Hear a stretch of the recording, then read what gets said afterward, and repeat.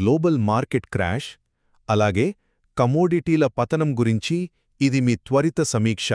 పశ్చిమాసియాలో వస్తున్న ఈ యుద్ధ వాతావరణం వల్ల ప్రపంచ మార్కెట్లు, బంగారం, వెండి ధరలు సడన్గా ఎందుకు కుప్పకూలాయో, దీని వెనక ఉన్న ఆ అసలు నిజమేంటో ఇప్పుడు మనం తెలుసుకుందాం. మొదటిది, ఇజ్రాయెల్ మరియు ఇరాన్లు ఒకరి గ్యాస్ ఫీల్డ్స్పై మరొకరు దాడులు చేసుకోవడం గ్లోబల్ ఎనర్జీ సప్లైకే ఒక పెద్ద ముప్పుగా మారింది. కొంచెం ఆలోచించండి. ఇది జస్ట్ రెండు దేశాల మధ్య యుద్ధం మాత్రమే కాదు, మన ప్రపంచ ఇంధన సిస్టంపైనే ఒక డైరెక్ట్ అటాక్. దీనికి తోడు అమెరికా సెంట్రల్ బ్యాంక్ అయిన ఫెడ్ వడ్డీ రేట్లను తగ్గించకపోవడంతో మన సెన్సెక్స్, నిఫ్టీలు ఏ రేంజ్లో కుప్పకూలాయో చూశాం కదా.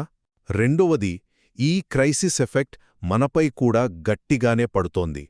మార్కెట్ల పతనంతో పాటే డాలర్ ముందు మన రూపాయి విలువ రికార్డ్ స్థాయి కనిష్టానికి పడిపోయింది. అంటే ఏంటి? మనం దిగుమతి చేసుకునే క్రూడ్ ఆయిల్ బిల్లులు మన జేబులకు మరింత చిల్లు పెడతాయి. ఈ ఎక్స్ట్రా భారం మన దేశ ఆర్థిక వ్యవస్థపై ఎంత ప్రెషర్ పెడుతుందో మీరే ఒకసారి ఊహించండి. చివరగా సిల్వర్ రేట్ $1221 నుండి ఏకంగా $71కు పడిపోవడం, అలాగే గోల్డ్ కూడా పడటం చూసి పానిక్ అవుతున్నారా?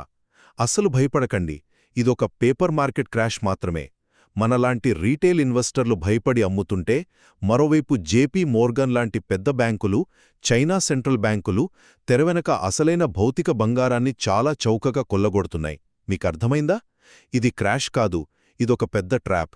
సో, ఇలాంటి కృత్రిమమైన మార్కెట్ పతనాలను చూసి భయపడకుండా, తెరవెనక ఆ స్మార్ట్ మనీ ఆడుతున్న అసలు గేమ్ని గమనిస్తూ అలర్ట్గా వ్యవహరించడమే ఇప్పుడు మనకు అత్యంత ముఖ్యం.